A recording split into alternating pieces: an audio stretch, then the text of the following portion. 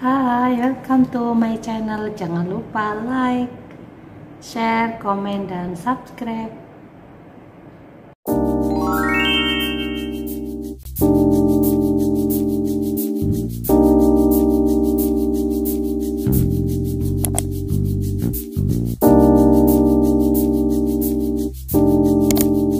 Assalamualaikum warahmatullahi wabarakatuh.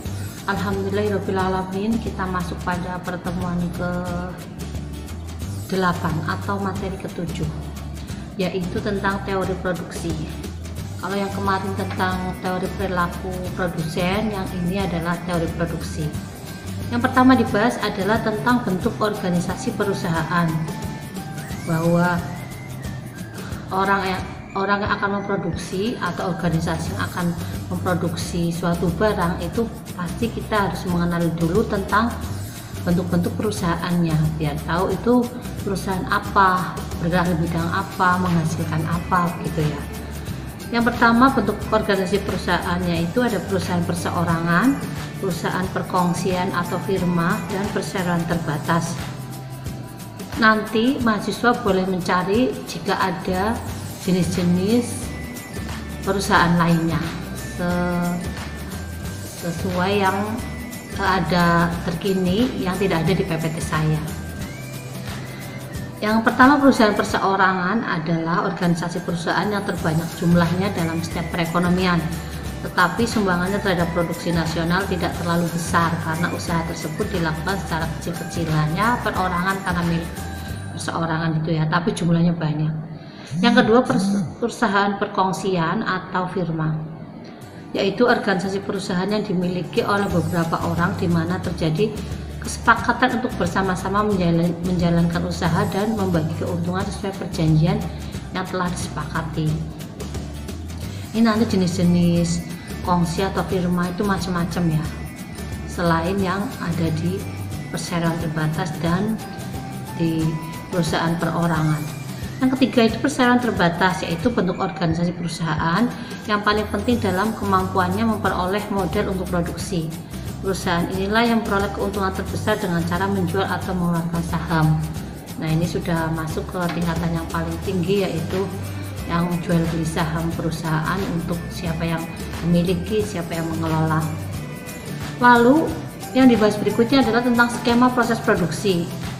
Produksi merupakan konsep arus atau flow konsep, bahwa kegiatan produksi diukur dari jumlah barang atau jasa yang dihasilkan dalam satu periode waktu tertentu, sedangkan kualitas barang atau jasa yang dihasilkan tidak berubah.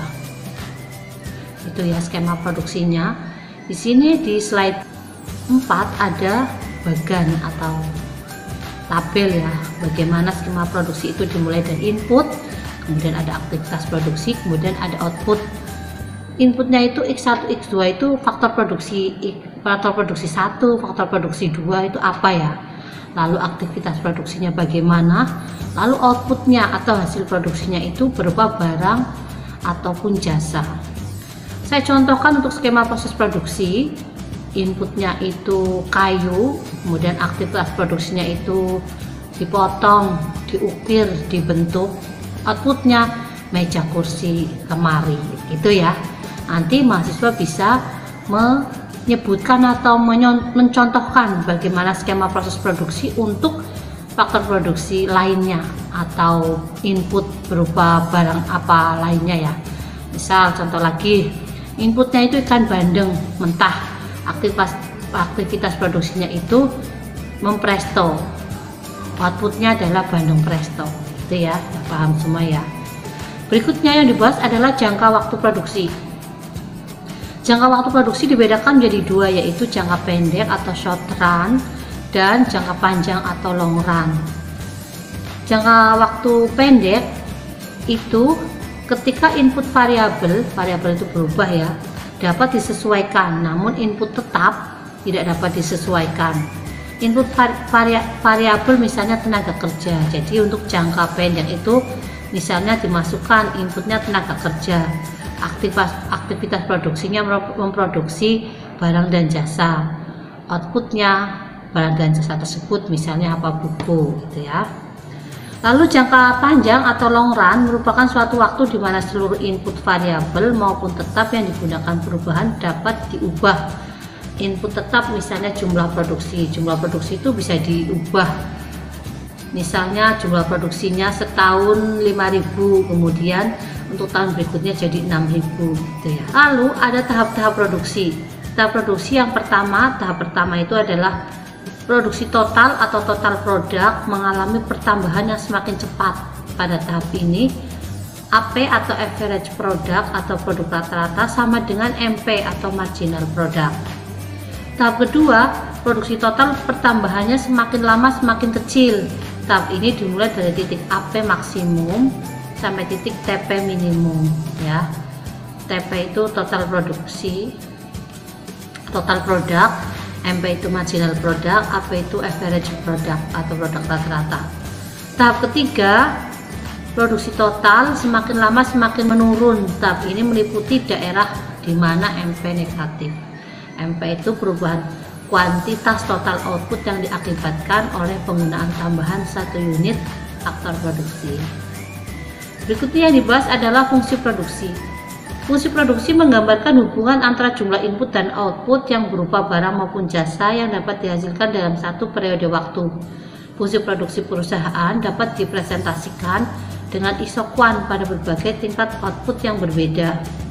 Yang kemarin teori konsumsi ada isokos ya, yang ini ada isokuan, jangan ketukar-tukar. Fungsi produksi perusahaan dapat dipresentasikan dengan isokuan tadi ya, sudah ya, pada berbagai tingkat output yang berbeda. Produksi pada satu input yang berubah bisa dijelaskan dengan produksi rata-rata tenaga kerja yang mengukur jumlah output yang mampu dihasilkan oleh satu orang tenaga kerja, dan produk marginal tenaga kerja yang mengukur tambahan output sebagai tambahan kenaikan 1 unit input. Nah, setelah kita menjelaskan fungsinya, kemudian ada tadi skema produksi, sekarang yang dibahas adalah faktor-faktor produksi ya. Apa saja yang diperlukan dalam berproduksi. Faktor produksi adalah suatu fungsi atau persamaan yang menunjukkan hubungan antara tingkat output dan kombinasi penggunaan input. Pokoknya output dan input itu ada terus kalau di faktor produksi ini. Silakan disimak bagannya tadi ya, yang input, proses, kemudian jadi output. Faktor produksi yaitu tingkat produksi atau Q atau quantity, modal atau kapital atau K, tenaga kerja dan keahlian wirausahawan, tenaga kerja atau labor atau L, kekayaan alam atau resources, dan teknologi atau T. Secara matematis, faktor-faktor produksi tersebut ditulis dengan I sama dengan the function of KLRT ya, bacanya gitu. Faktor produksi itu adalah fungsi dari kapital, labor, resources, and teknologi, atau bacanya produksi adalah fungsi dari modal, tenaga kerja, kekayaan alam, dan teknologi. Ya, tadi sudah saya sebutkan bagaimana cara membaca yang berbahasa Inggris dan yang bahasa Indonesia. Maksud dari persamaan di atas adalah bahwa tingkat produksi suatu barang tergantung kepada jumlah modal, tenaga kerja, kekayaan alam, dan tingkat teknologi yang digunakan. Dalam teori ekonomi diambil suatu asumsi dapat dasar mengenai sifat dan fungsi produksi di mana semua produsen tunduk pada suatu hukum ini, yaitu the law of diminishing return. The law of diminishing return adalah bila satu macam input ditambah penggunaannya sedangkan input-input lain tetap, maka tambahan output yang dihasilkan dari setiap tambahan satu input yang ditambahkan tadi mula-mula naik, tetapi kemudian setelah mencapai titik tertentu akan turun seiring dengan pertambahan input. Jadi mula-mula ketika inputnya itu ditambah, kemudian outputnya juga akan bertambah, tapi kemudian di titik tertentu kemudian akan menurun outputnya dengan adanya pertambahan input.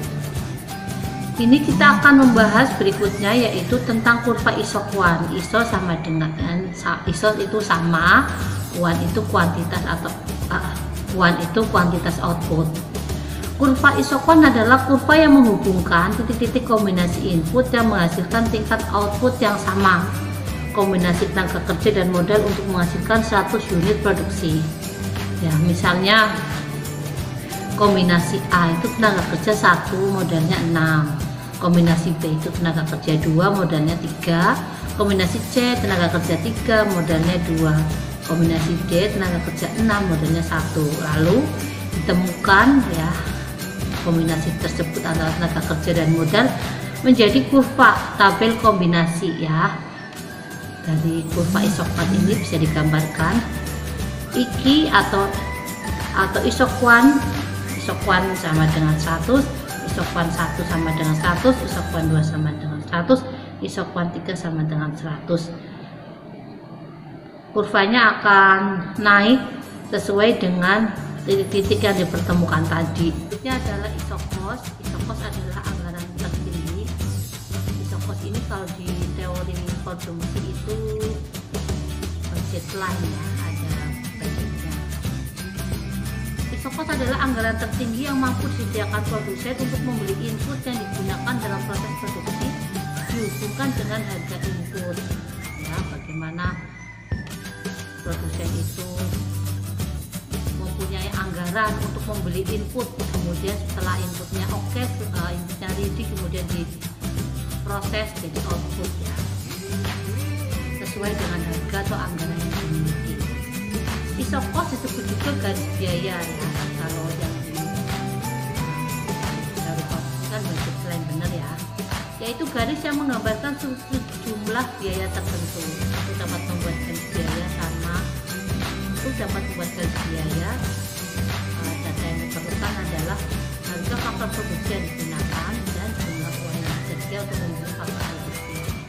Jadi harganya berapa, uangnya ada berapa, itu untuk menentukan isokos atau anggaran tertinggi suatu produsen atau suatu produksi yang diproduksi oleh produsen. Contoh isokos, diasumsikan upah tenaga kerja adalah 10.000 dan biaya modal per unitnya adalah 20.000. Jumlah uang yang tersedia adalah 80.000.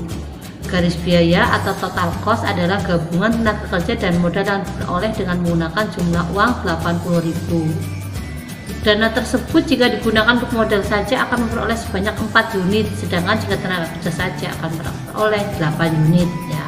Dananya segitu. Kayak kemarin teori konsumsi, uang 20.000 itu bisa untuk mie ayam berapa, es teh berapa ya, biar tidak melebihi dari anggaran atau dananya. Titik A pada garis TC menunjukkan dana sebesar 80.000 dapat digunakan untuk memperoleh 2 unit modal dan 4 unit tenaga kerja. Dalam gambar terlihat biaya-biaya lain yaitu TC1 total cost 1, TC2 atau TC3. Garis tersebut menunjukkan garis biaya sama jika uang yang tersedia adalah 100.000, 120 dan 140. Ini setelah digabung-gabungkan sesuai dengan contohnya tadi. Jika tenaga kerja 4 maka modalnya 2, jika tenaga kerja 8 modalnya 4, jika tenaga kerja 10 modalnya 5, jika tenaga kerja 12 modalnya 6, jika tenaga kerja 14 modalnya adalah 7. Kemudian garis-garis tersebut dihubungkan, itulah TC atau total cost atau biaya total yang harus dikeluarkan oleh produsen dalam memproduksi suatu barang dan jasa. Yang terakhir adalah kita akan membahas tentang tingkat produksi optimal. Bagaimana suatu produksi dikatakan optimal. Lalu di manakah tingkat produksi optimal mampu dicapai oleh produsen? Pasti ada pertanyaan begitu ya. Yaitu jika terjadi persinggungan antara kurva isokuan dengan garis isokos. Titik optimal terjadi di titik E atau equilibrium. Ya, ini nanti ada kurvanya bisa disimak, garis lurus sama dengan isokuan, garis lengkung sama dengan isokos. Contohnya itu modal, ya kombinasi antara modal dengan tenaga kerja, kemudian ada persinggungan itu E atau equilibrium. Kemudian ada total cost-nya atau total biaya. Demikian tadi penjelasan untuk teori produksi. Silakan jika ada pertanyaan. Maaf bila banyak kekurangan. Semoga bermanfaat. Saya akhiri, wassalamualaikum warahmatullahi wabarakatuh. Check over me and do your job, and do your job, and job.